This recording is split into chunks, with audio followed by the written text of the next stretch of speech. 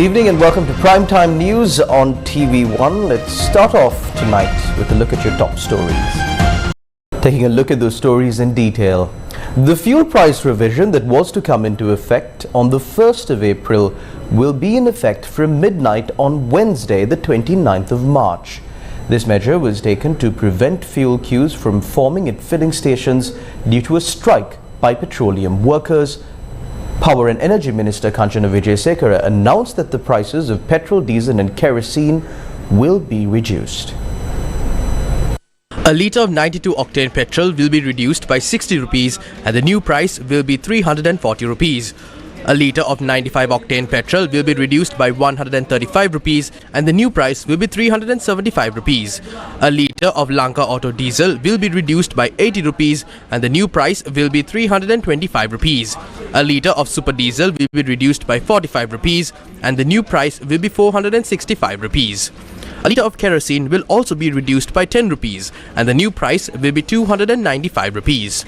Power and Energy Minister Kanchana Vijayasekara told reporters that certain dealers had not placed orders for fuel anticipating a price revision, and in order to minimize the inconvenience caused to the public, the price revision will be introduced today. In order to cover the losses to those who placed orders today, the CPC will bear the cost. We have decided to resort to such measures. In addition, Lanka IOC had also decided to revise their fuel prices to the CPETCO price levels. Is the strike by petroleum workers over? The Petroleum Trade Union Collective launched a strike on Tuesday against the cabinet decision to award 450 filling stations to 3 foreign companies for a period of 3 years, which also includes the importation, storage and distribution of petroleum products. As the distribution of fuel from the Ceylon Petroleum Storage Terminals Limited in Kolonnava was disrupted, fuel queues were seen forming near filling stations once again on Tuesday evening. Sri Lanka Police, Sri Lanka Army and the Sri Lanka Police Special Task Force intervened to restore the distribution process on Tuesday night, and queues were not evident at filling stations by Wednesday afternoon.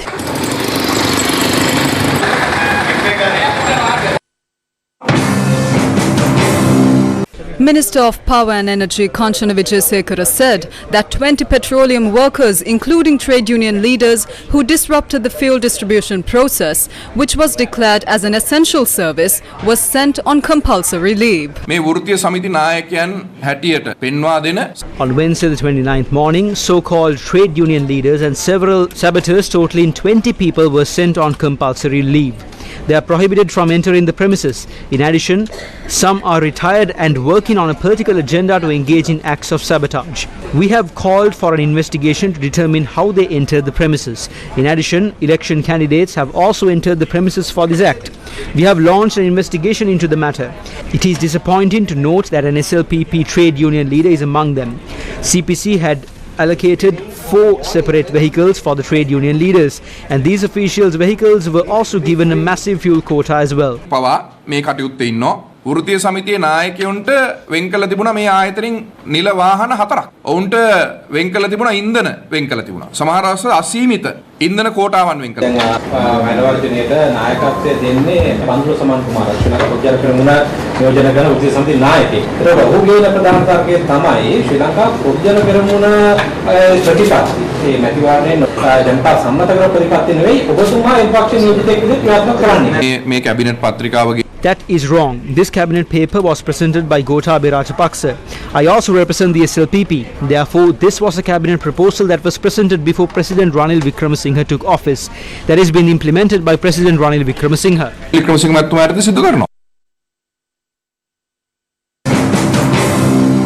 Bandula Saman Kumara, the chairman of the Podujana Progressive Workers Union, which is the SLPP trade union arm of the Ceylon Petroleum Corporation, responded to the minister. He spoke to the media with trade union leaders from the JVP and the SLFP. Employees have reported to work and they were forced to work by the military and the police. The Petroleum Trade Union Collective will engage in talks regarding our future actions. We will definitely win this struggle. The strike is ongoing. We are not allowed to enter the terminal or the refinery. ප්‍රධාන කාලවලට එන්න පිරිපාදුර ඇතුළත් වෙන්න දෙන්නේ නැහැ අපි නායකයන්ට. කන්ජරජසිකතුමා කියනවා මේක බන්දුල සහ තවත් යුනියන් එකේ නායක තමයි මේක කුමන්ත්‍රණය ඉන්නේ කියලා. කුමන්ත්‍රණයක්ද නැද්ද කියන එක රටට. Conspiracy or not, it has been exposed to the country. We work to bring this government to power. We work to bring a majority of the SLPP MPs to power. Everyone is aware of that. There is no government conspiracy here. We are united as one with no party difference. There is no conspiracy here. We are trying to prevent millions of dollars being passed as commissions from multinational companies. There is no conspiracy in that. We have no desire to send this government packing. We are fighting against the injustice. අපිට තියෙන්නේ මේ අසාධාරණයට විරුද්ධව සටන් කරන එක විතරයි. ඔබතුමා පොල්ටෝ පක්ෂයේ සමාජිකයෙක්. ඒ වගේම ඔබතුමා චෝදනා කරන්නේ පොල්ටෝ පක්ෂයේ එමෙතිවරයෙක්. ඒක තමයි ප්‍රජාතන්ත්‍රවාදී කියන්නේ. අපි ප්‍රජාතන්ත්‍රවාදී. That is called democracy. We work with the Democratic Party. If the party is doing something wrong, we need to be able to point it out. We would like to tell everyone in the SLPP, including its founder Basil Rajapaksa, that this is wrong. It is wrong for them to stay silent. The policy of the SLPP is not to sell the national assets. If that is not the case, we were deceived by the SLPP manifesto. When the Hambantota port was being sold, we protested against it. We did the same for the Matala airport. We have been deceived and made use of.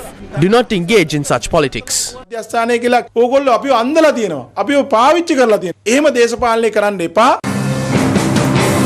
The SLPP General Secretary responded to the situation.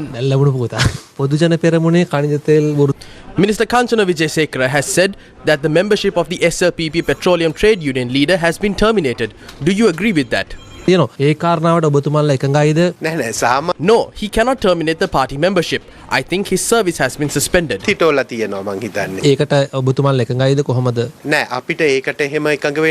cannot agree with that. However, the administration is bound to take disciplinary action. We are not aware of the situation that led to it. If anything illegal had taken place, we too will take necessary action against it. We always take the side of the people, and there is no point in protecting state enterprises while people are forced to wait in line and have nothing to eat. ජනතාවට කන්න බොන්න නැති කරලා රාජ්‍ය ව්‍යවසායන් රැකගෙන ඇති තේරුමක් නැහැ. Earlier, this was expected when Gotabaya was voted in to make direct decisions. Is this a re-emergence under the Ranil Wickremesinghe administration? He is doing what you could not. Or is this some other strategy? ඔබතුමන්ලාට කරගන්න බැරි වෙච්ච දේ මෙතුමා කරනවා. එක්කෝ මේ අර බලල්ලුලවා කොස්සට බාව ගන්න වැඩක්ද මේ කරන්නේ ඔබතුමන්ලා? ගෝඨාභය රාජපක්ෂ මැතිතුමා ජනාධිපති කරවීම තුලින් බලාපොරොත්තු වුණා එතුමා ඊටාම ඍජු තීරණ ගන්න දක්ෂ. When Gotabaya Rajapaksa was elected as the president, it was expected that he would take direct decisions. However, he did not. As a result, he was forced to vacate his post. He worked according to what was told to him by those around him. He was forced to leave because those acts were against the policies of the country. Furthermore, he failed to provide the leadership that we expected.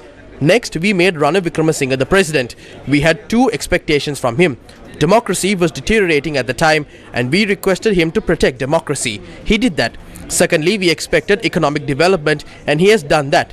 However, we cannot say yes to everything he does. තන්ත්‍රවාදය ආරක්ෂා කරලා දෙන්න එතුමා ඒක උදා කරලා දුන්නා. දෙවෙනි කාරණේ අපි බලාපොරොත්තු වුණා ආර්ථික සංවර්ධනය ඇති කරන්න කියලා. ඒ දේ එතුමා කළා දුන්නා. නමුත් එතුමාගේ සියලු කාරණාවලට අපි ඇස්පියාගෙන අත උස්සන එකඟතාවය. What is the truth behind the alleged plan to sell off the Ceylon Petroleum Corporation? පසුගිය අවුරුද්දේ මැයි මාස. As per the cabinet paper that was produced in May of 2022, the selection was made following a technical committee, procurement committee and energy committee assessment. The energy committee and the procurement committee had recommended to award licenses to Sinopec and United Petroleum that is operating in both New Zealand and Australia and RM Parks of USA and Mexico in a collaboration with Shell PLC. The agreement with the CPC is not for filling stations owned by the CPC, but for 450 dealer-operated filling stations. තියෙන පිරවුම්හල් නෙවෙයි ගිවිසුම් ගත වෙලා තියෙන නියෝජිත පිරවුම්හල් 450 ලබා දීමක් වෙනුවෙන්. There is absolutely no issue if the people of Sri Lanka are allowed to purchase fuel without any shortage and at a reasonable price. If 3 more foreign companies are allowed to enter Sri Lanka's fuel retail market, who will decide the prices? According to the Ceylon Petroleum Corporation Act of 1968 and the Petroleum Products Special Provisions Act of 2002, the power to decide on the prices is vested with the subject minister. Yet how many times did IOC decide on the fuel prices as per their own wish after they entered into the Sri Lankan fuel retail market? Most of the time, the fuel prices of Sipetco and Lanka IOC were not at the same level. So, what assurance can be given to the people that fuel will be available without any shortage and at a reasonable price after 3 new companies enter the Sri Lankan fuel retail market?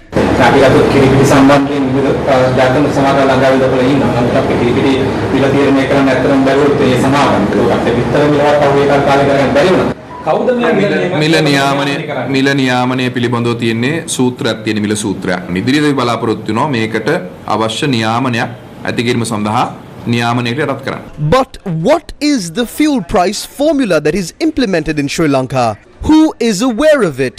A gazette should have been published when the fuel price formula was introduced. So where is this gazette?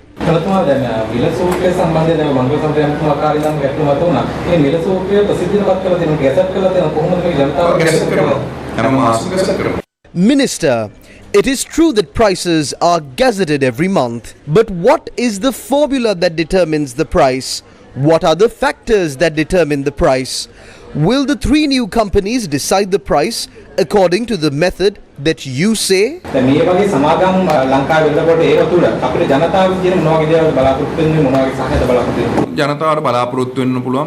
will be greater relief for the people because of the competitive atmosphere. They import directly from their parent companies and not from separate parties. Minister, why does the Indian oil company sell oil at a higher price than Sipetco prices on many occasions? We are asking these questions because there is a risk that the real issues will be suppressed based on a trade union strike. However, the minister did not give an opportunity to the media to clarify these issues. ඒක ඔබතුමා වෙන දවසක අපි සාකච්ඡාවේදී ගන්න. මම හිතන්නේ ඔබතුමා කොච්චර ප්‍රශ්න ඇහුවත් අද මම මේ මාතෘකාවෙන් පිට යන්නේ නැහැ. මේ බෙදා හැරීම පිළිබඳව බෙදා හැරීමේ කටයුත්ත පිළිබඳව හරි මිල ගණන් අඩු වීම පිළිබඳව හරි මොකක් හරි තියෙනවා නම් ඔබතුමාට ප්‍රශ්න.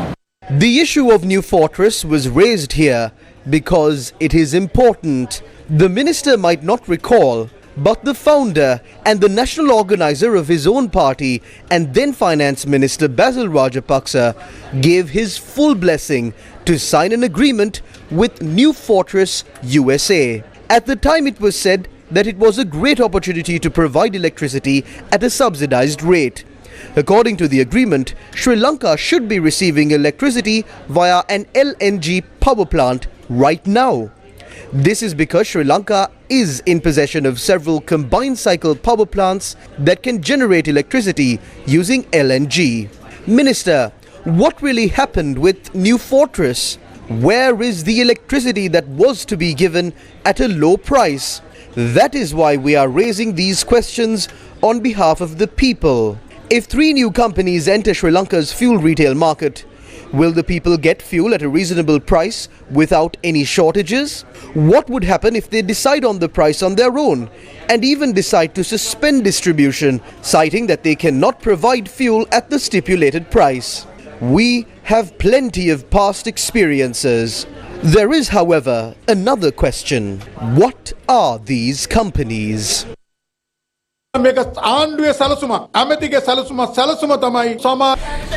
This is a plan orchestrated by the minister and the government. The process of selecting the foreign companies was not disclosed. Who are the local agents of these companies? They have not disclosed the shareholding of the US, Australian and Chinese companies, namely RM Parks, United Petroleum and Sinopec. Their assets have not been made public. The government has not made public with whom they will be dealing with. In Geneva, it was made clear that the politicians made Sri Lanka bankrupt. Many international organizations have called for the looted assets, especially from foreign loans, to be recovered. These companies are being brought to launder money that was looted by those politicians from foreign loans. No disclosure has been made with regard to the local representative.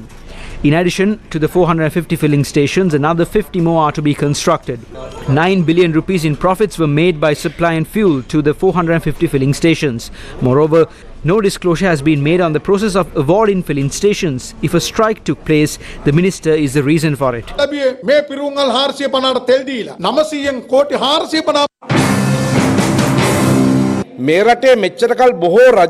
Ranil Wickremesinghe is putting forward an IMF document that no one has seen to do what no other government has done before. Can a country be governed like this? Who has given Ranil Wickremesinghe the power to do so? According to Article 40, Sub-Article 1A of the Constitution, any person so succeeding to the office of the President shall hold office only for the unexpired period of the term of office of the President vacating office. Ranil Wickremesinghe is a succeeding President, so should he implement the UNP policies or the vistas of prosperity and splendour? Ranil Wickremesinghe has the support of 134 MPs. However, instead of looking at the loss-making SOEs, a list has been prepared with over 120 profit-making SOEs, and these are to be auctioned. What moral right does President Ranil Wickremesinghe and the government have to do so?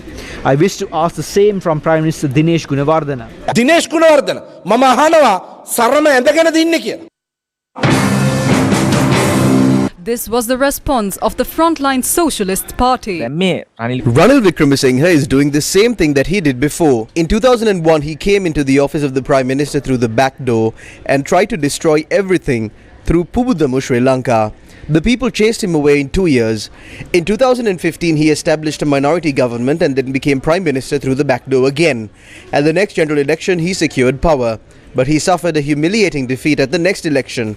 Now he has come into power even without an election and is trying to do what he couldn't do in the past. We believe that the people need to get involved in defeating this. The Samak Jana Balawegya elaborated on their stance. We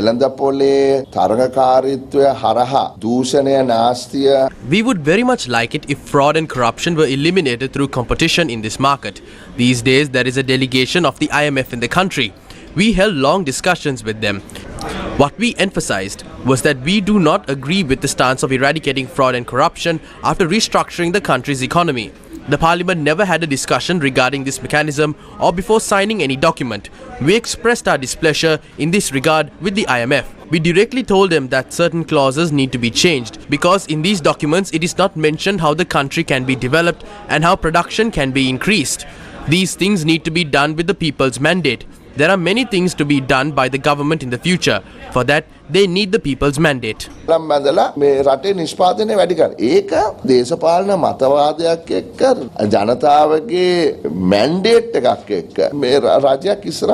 කරන්න ඕන දේවල් සෑහෙන වැඩ කොටසක් ඉදිරියේදී කරන්න ඉතුරු වෙලා තියෙනවා. ඒකට ජනමතය අවශ්‍ය වෙනවා. දැන් හරිය මුතුමා ඔබතුමාට මේ චෝදන ඔබතුමා මුදලමටිකම් බාර ගන්න එනවා. ඒක හරිය නැමතුමාගෙන් අහන්න වෙනවා මං කිව්වා. You need to ask Minister Harin about that. Like I said, people say different things all the time. We have the manpower to execute mechanisms. We need the people's mandate. We have to act according to the mandate we have been given. We are ready to go for an election anytime. President Wickremesinghe can call for an election even right now. Then the people can decide who the rulers of the country should be. කරන්න ඕන් කැමතිද කියන එක. ඉතින් අපි එතනට යමු. අපි දැක්කා හරින් ප්‍රාන්දු අමාත්‍යවරයා කියලා තිබ්බා ඔබතුමායි හර්ෂ මන්ත්‍රීතුමායි කබීරස තුන්දෙනාම දැන් මේ ආණ්ඩුවට එකතු වෙන්න සූදානම් කියලා කිව්වා. හර්ෂ පිළිතුරු දෙයි කබීර් පිළිතුරු. Harsha might answer this question, Kabir might answer this question, but I will definitely not respond to Harin Fernando. I know who I should reply to and who I should not reply to. Do you all think that we will side with the Rajapaksa government? It is a Rajapaksa parliament. We need to have a proper mandate. මම දකින්නේ නෑ ඒක රාජපක්ෂ පාර්ලිමේන්තුවක්. අපිට ජනවර්මක් තියෙන්න ඕනේ. The Freedom People's Alliance commented on attempts being made to sell assets under the guise of the IMF agreement and suppress the people as well. If the minister, who is very young, informs the trade union leaders that they will be sent home, that is wrong. It is wrong because the IMF did not ask for things to be done like this by threatening people. We would like to inform the minister to immediately stop hunting down trade union leaders. When they are trying to win their rights, the government has brought an anti-terrorism law that makes people who strike or even distribute a leaflet a terrorist. Under the new act, if a media institution airs a voice cut regarding a strike, that media institution or the journalist who took that voice cut can be thrown behind bars. The president first laid his hands on the judiciary. He tried to bring them to the Privileges Committee in Parliament. Dolawatta's black coat should also be removed for what he did. Now they are trying to attack the media. Can you do these kinds of things and get the people together to fulfill the IMF conditions? Give Dr. Harsha the chairmanship of the Committee on Public Finance. There is no point in giving that position to Vajra Abewardena from the UNP, who got into parliament by luck. He is anyway with Ranil Wickremesinghe. This can only be done if everyone is brought together, because for you to be the president and for your cronies to hold ministerial portfolios, there needs to be a country first. Sri Lanka police said that a report by the Government Analysts Department has proved that Pulastini Mahendran, also known as Sarah Jasmine, was among those who died on the 26th of April 2019 after a suicide bomb was detonated inside a house in Saindamarthu, days after the 2019 April terror attacks.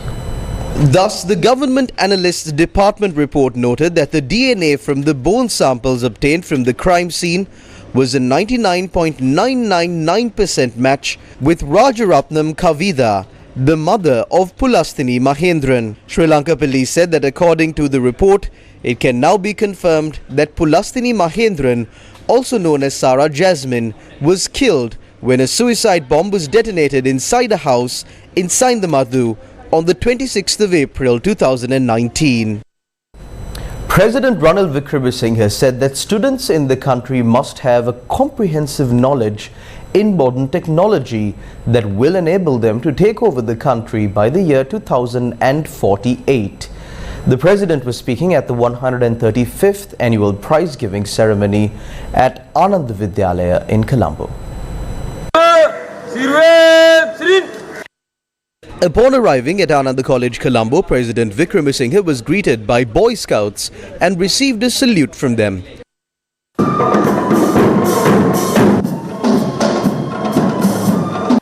The president also laid a floral wreath at the statue of the fallen heroes located within the premises of Ananda College, Colombo. If we want to develop the country and rise from bankruptcy, we need to get support to stabilize the economy. That alone is not enough, and we have to decide what kind of society we need after those 4 years. We should decide if we follow the same old path or a new system to go forward. Everyone here is aware of the song Aji Thapara. We are in one place and the world is leaving us behind. That is what has happened to us. In 1977, I was just 28 years old, and the late President J.R. Jayawardena always said, "This is your future and build it." We built both the good and the bad. Now what I can say is, this is your future. Take your leadership and build this country. Will you accept that challenge? Can you accept that challenge? Everyone is silent here. The Anandians I know, like Karuja Surya, would seize the opportunity. They can build the society the way they see fit. There is no point in doing so with our ideas. I am not on TikTok, but you are. You are on Facebook, not me. Now you have ChatGPT. Do not use it for your examinations. Venture into that society. Take a look at it all.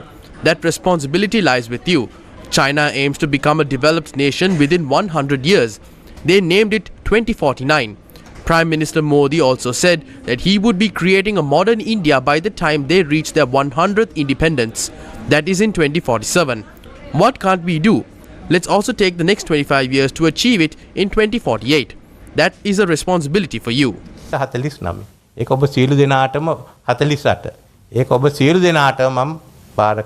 Former Speaker Karujaya Surya was awarded the Anandabhimani Award, a once-in-a-lifetime recognition presented to an Anandian who has demonstrated excellence in all aspects.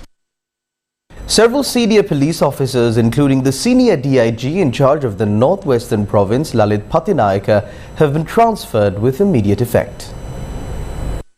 Senior DIG Lalit Patinayaka has been transferred to the police headquarters. DIG in charge of Putlam SMY Senaviratna, SSP in charge of Putlam HCA Pushpakumara, SP for Putlam HMCP Herat, and the OIC of the Anamadu Police Station, Chief Inspector KM PGNR Bandara, have been transferred to the police field force headquarters with immediate effect. Acting Minister of Transport Lanka said that with the fuel price revision, bus fares other than the minimum bus fare will be reduced by 12.9% from midnight on Thursday. Meanwhile, the National Transport Commission said that the minimum bus fare will be reduced to 30 rupees from midnight on Thursday. It has been decided to reduce the three-wheeler fares in view of the reduction in fuel prices. Accordingly, the All Ceylon Three-Wheel Drivers and Owners Association said that they will take steps to reduce the fare by 20 rupees per kilometre across the island from midnight on Wednesday. Three-wheel drivers have been instructed to make the change of charging 80 rupees for the second kilometre immediately. The Pathfinder Foundation launched a report on medium and long-term strategy for Indo-Japanese collaboration to support economic transformation in Sri Lanka. The medium and long-term strategy for Indo-Japanese collaboration to support economic transformation report launch was attended by Indian High Commissioner to Sri Lanka Gopal Bagle, Japanese Ambassador Mizukoshe Hideki and Minister of Foreign Affairs Ali Sabri. One might ask about the rationale for seeking India and Japan's support to revive Sri Lanka's economy. India is the closest neighbor of Sri Lanka with multifaceted ties going back to centuries. India's interest in the welfare of the country and its people was made evident in the granting of generous credit facilities during the recent past, amounting to nearly $4 billion. Likewise, Japan has been a country which had generously provided economic support going back to many decades. In terms of foreign policy, I would like to specifically mention that Sri Lanka occupies a unique place in India's foreign policy. It is India's policy and India's effort, and we strive to partner Sri Lanka even more closely in the areas of Sri Lanka's priority and as per Sri Lanka's requirement. Sri Lanka can indeed be a source of export of surplus power produced by using renewable energy sources. Development of Trincomalee as a harbour, as an industrial zone, as an energy hub is something which we are happy to take forward with cooperation of the government of Sri Lanka. The Japanese ambassador spoke on Indian contribution to Sri Lanka. I believe that the connectivity is the best area to showcase how two countries can bring tangible benefits to the entire region, including Sri Lanka. I am confident that Japan and India will continue to contribute to Sri Lanka's economic development, utilizing our expertise and complementarity. I believe that Sri Lanka could greatly benefit from India, which is a regional economic power with a large market, and also Japan, a long-standing partner in Sri Lanka's socio-economic development for its medium to long-term economic development. Sri Lanka's foreign minister spoke about strategizing the economy. It's also important that how important these kind of inputs from the intellectuals and experts in the different fields are important for a country to strategize its economic and other focus. Look at these areas where normal politicians won't understand, but the politicians need to have the humility to listen and take that right decision. These populist policies, there is nothing called a free meal. If anything is being given free, they are being taxed somewhere else. So this truth has to be told and explained to the public. That's how we can really build a country where Sri Lankans deserve, and the region deserves. Because Sri Lanka is a peaceful country. The medium and long-term strategy for Indo-Japanese collaboration to support economic transformation report launch took place in Colombo. Minister of Trade Nalin Fernando reiterated that 2 million eggs that were imported from India could be released to the market soon. He said Medical Research Institute approval was received. The Minister of Agriculture said that the stock of eggs has also received approval from the Department of Animal Production and Health. An imported egg is expected to be sold at a price of 35 rupees. I believe that the operation will end today. The STC told me that both of the certificates will be received today. If we get that by today, we will be able to get the eggs out of the port by tonight.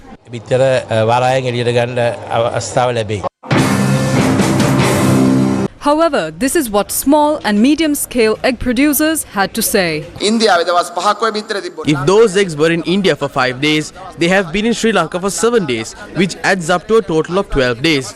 According to what we know, an egg can be kept only for 21 days. When these eggs are released to the market and is sold in about 3 to 4 days, the consumers get no nutrition out of it.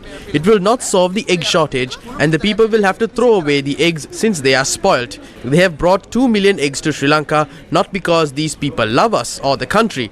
They have imported this for their own welfare. They did this for the commissions. දැන් මේ ලක්ෂ 20ක් විතර ගෙනල්ලා තියෙන්නේ මේ අපිට මේ ආදරේටවත් මේ රටේ ජනතාවට නෙවෙයි තමාගේ අභිවෘද්ධිය පිණිස කොමිස් කුට්ටි ගන්න dollar කාක්කෝ.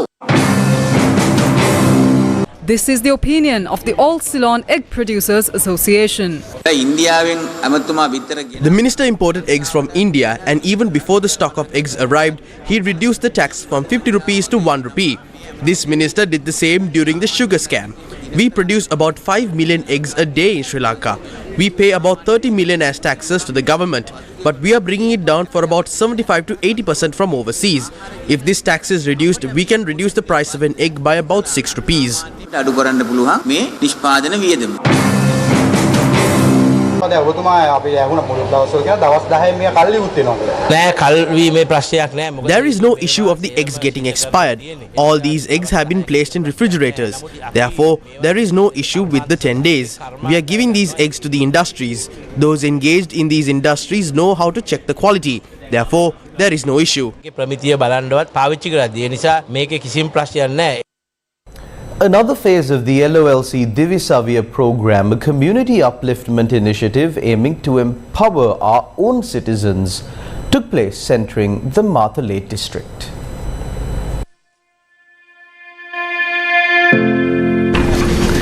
A Divisavya program took place at the Galewela Education Zone in Naula in the Matale district. Students from the Alakolagava Primary School in Dambulla received school books and stationery via the Divisavya program.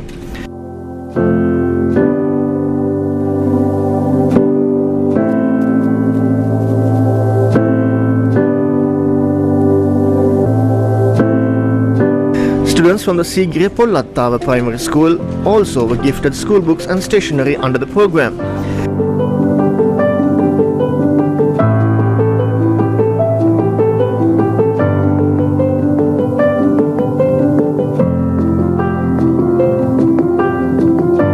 Children studying at the Sigre Thalkote Primary School and Sigre Palutava Primary School also received books and other stationery items under the program. This worthy initiative is a collaboration between the LOLC group and the Ministry of Education. Transparency International held a panel discussion on cooperates funding political campaigns in Colombo. Justice Minister Dr. Vijayadasa Rajapaksa and MP M.A. Sumandiran were among those who spoke at the Corporate Funding Political Campaigns panel discussion in Colombo. But if not for some of the disclosures in COP reports in 2007, some of the people who were involved, some politicians who were involved in corruption should have remained in the parliament now. Thanks to that disclosure, that few of them at least were ousted, discarded, not by us, by the people. Because with greatest difficulty in 2017, we introduced a new tax system with the expectation for a sustainable development in the country. If not for the corporate funding, that tax policy should have continued up to date. Just because a politician is getting a support from the business community, he has to listen. The former president listened to them, they took the advice, they gave the advice for the benefit of themselves, that business community, small team. But finally what happened? The whole country collapsed. Nobody could have sustained. The reason is this unreasonable, illegal funding by corporate sector. Corporates don't fund campaigns by passing a board resolution and writing a check from their company account. I don't think that ever happens. There are a lot of black money floating in the country, and corporates have formal accounts and informal accounts, and informal accounts might be sometimes 10 times more than the formal accounts. In a democracy, politicians being elected to office or being discarded by the people is the eventual enforcement, if you like. Right? So you have to leave that to the people to enforce. So there will be an area that's not regulated, and you can't regulate these things so strictly. There are so many loose areas that you can't enforce.